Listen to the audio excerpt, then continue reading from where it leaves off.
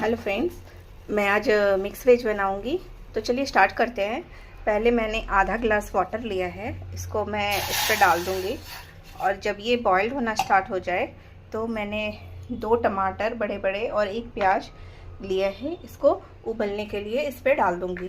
जब ये पूरी अच्छे से उबल जाएगा और सॉफ्ट हो जाएंगे तब इसको हम बंद कर देंगे। तो इसे एक साथ ही पकाना है, एक ही साथ उबालना है। तो सब इस तरीके से करने से हमारी मिक्स वेज की सब्ज़ी बहुत ही यम्मी और बहुत टेस्टी लगेगी। एक बार आप इस तरीके से बनाइए, आपको ज़रूर पसंद आएगी। आप देख सकते हैं इसको मैंने एक साथ उबलने के लिए रख दिया है और ये स्टार्ट हो गए हैं बॉईल होना। अब मैं मिक्स वेज के लिए कुछ सब्जियां ली हूँ, जिसमें बीन्स, गाजर, पटेटो, कॉलीफ्लावर, पनीर, शिमला मिर्च, अदरक लहसुन का पेस्ट, इसमें अदरक 1 इंच का टुकड़ा है और लहसुन लगभग 8 से 10 कलियां हैं, और अपने हिसाब से मिर्च और थोड़े से मटर, मैंने फ्रोज़न मटर लिया है। तो इससे मैं सब्ज़ी बनाऊंगी और इसको सबसे पहले मैं इसको फ्राई करूंगी। तो चलिए स्टार्ट करते हैं।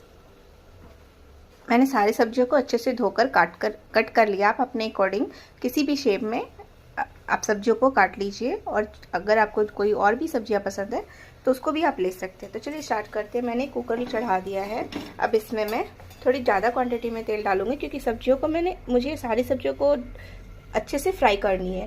तो इसलिए मैंने कम से कम 5 बड़े चम्मच मस्टर्ड ऑयल लिया है।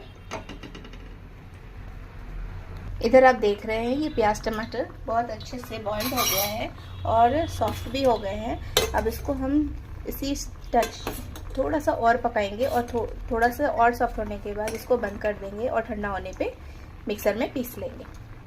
मेरा तेल अच्छे से गर्म हो गया है। अब मैं इसमें कॉलीफ्लावर के टुकड़े डाल दूंगी और फ्राई होने दूंगी। मैंने हाफ कॉलीफ्लावर लिया है। अब इसको अच्छे से थोड़ा फ्राई करूंगी, थोड़ा कलर चेंज हो जाए, इस पर रेडिश कलर आ जाए कॉलीफ्लावर पे। नहीं फ्राई करने से इसमें कॉलीफ्लावर कच्चा टेस्ट आएगा, जो बिल्कुल भी अच्छा नहीं लगेगा। अब देखिए ये भी अच्छे से सॉफ्ट हो गई है, अनियन और टमाटो पूरे अच्छे से सॉफ्ट हो गए। अब इस पर मैं बंद कर दूंगी गैस, और ठंडे होने के बाद इसको पीस लूँगी। कॉलीफ्लावर को फ्राई करने के लिए मीडियम टू हाई फ्लेम रखा है मैंने, और इसको आप देखेंगे कॉलीफ्लावर का जब चेंज हो जाए टेक्सचर, एटलीस्ट 2 से 3 मिनट तो कॉलीफ्लावर को फ्राई होने में टाइम लगता है। जब ये फ्राई हो जाए तो उसके बाद बाकी की सब्जियों को डालेंगे, जैसे आलू, गाजर, बीन्स एक साथ डाल के फिर फ्राई करेंगे। आप देख सकते हैं गोभी का कलर चेंज हो गया है, हल्की ब्राउनिश कलर पे आ गए हैं। अब इसको मैं थोड़ा गोभी को बाहर निकाल लूँगी और फिर इस आलू, गाजर और बीन्स डालूँगी फ्राई होने के लिए। मैंने गोभी निकाल लिया। अब मैं इस कुकर में इसी तेल में मैं आलू, गाजर और बीन्स को एक साथ फ्राई करूँगी। या फिर आप आलू, गाजर को पहले फ्राई कर लीजिए, उसको निकाल लीजिए, फिर बीन्स को फ्राई कर लीजिए, तो थोड़ा ज़्यादा अच्छा टेस्ट आएगा। इसको मैं हाई फ्लेम पे इन सारी सब्जियों को फ्राई कर रही हूँ। इनकी भी अगर गोल्डन कलर जब आ जाए आलू और गाजर में, तब आप इन सब्जियों को भी मैं निकाल लूँगी। तब तक मैंने प्याज टमाटर को मिक्सर जार में ट्रांसफ़र कर लिया है। ये जब ठंडा हो जाएगा तो फिर मैं इसको पीस लूँगी। अभी भूनते भूनते फ्राई करते 1 मिनट हो गया है और थोड़ा सा ये फ्राई हो गया है, और इसमें थोड़ा 2 मिनट तक और इसको फ्राई करेंगे। थोड़ा सा कलर आलू का चेंज हो जाए तो खाने में इसका टेस्ट अच्छा आएगा आलू गाजर का। उसके बाद में जो बचे हुए बीन्स है वो भी डाल दूँगी। आप देख सकते हैं आलू थोड़ा सिकुड़ सा गया है और इसमें कलर आना स्टार्ट हो गया है। इसी टाइम मैं इस सारी बीन्स इसके अंदर डाल दूंगी फ्राई होने के लिए।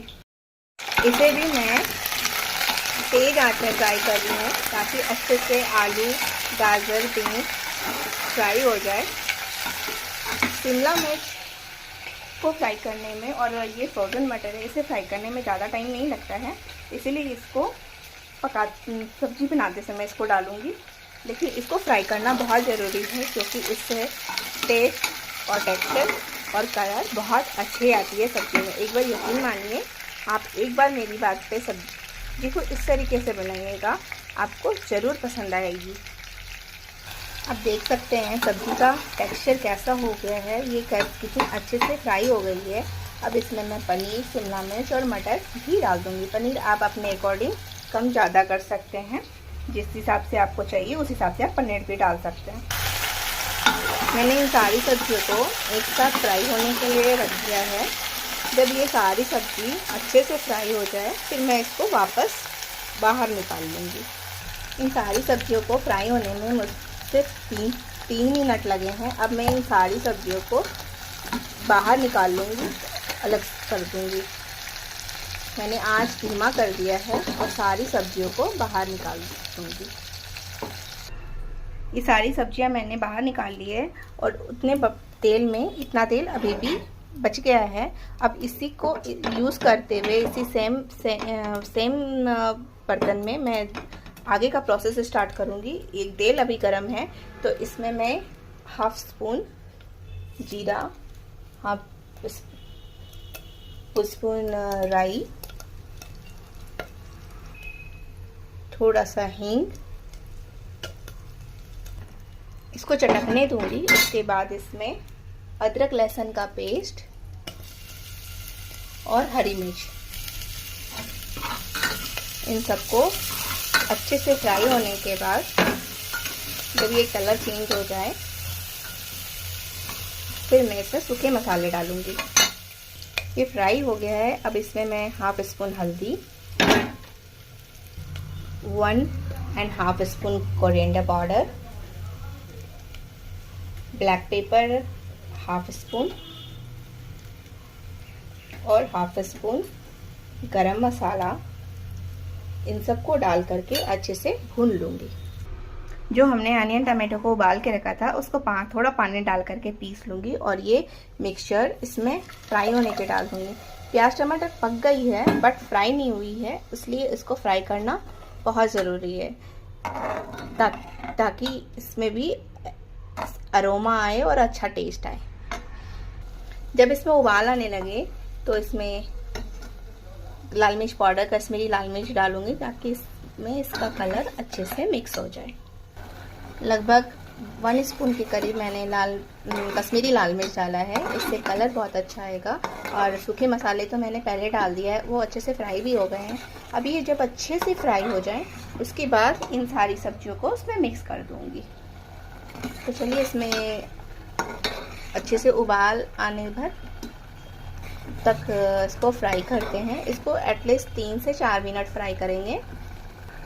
देखिए इसका कलर इतना अच्छा आया है और खुशबू भी बहुत ही अच्छी आई है। अब इसमें सारी फ्राई की हुई सब्जियां ऐड कर देंगे।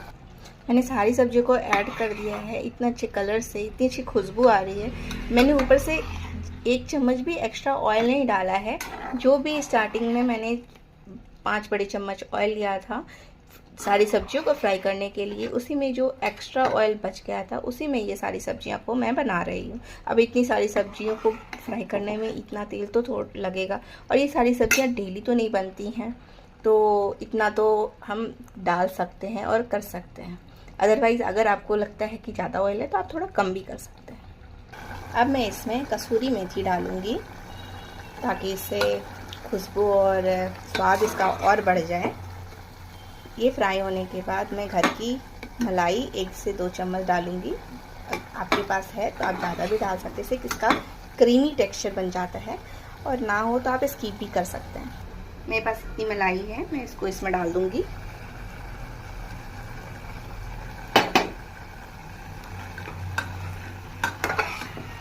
इसकी खुशबू बहुत ही अच्छी आ रही है। आप एक बार बना के देखिए, ये मिक्स वेज आपको ज़रूर पसंद आएगी। और इस मिक्स वेज को आप रोटी, पराठा, नान या फिर जीरा राइस के साथ खाइए, आपको बहुत अच्छा लगेगा। अब मैं इसमें स्वाद अनुसार नमक डाल रही हूँ। आप चाहिए तो आप नमक पहले भी डाल सकते हैं। मैंने इसमें इस टाइम ऐड किया है नमक। सारी सब्जियां तो मैंने पहले ही फ्राई कर ली हैं और मसाले भी फ्राई हो गए हैं। अब मैं इसमें थोड़ा सा पानी डाल करके थोड़ा इसमें डाल दूंगी।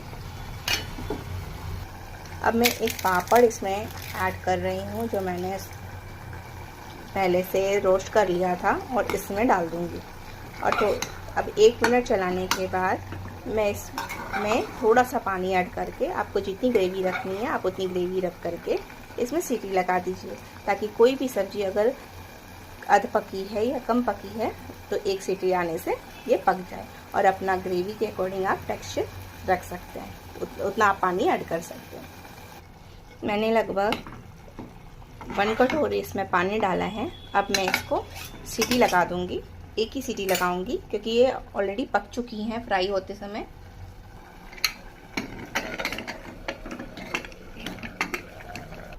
आपको चाहिए तो आप तेज आंच में 2 सीटी लगा सकते हैं, या धीमी आंच में 1 सीटी लगा सकते हैं।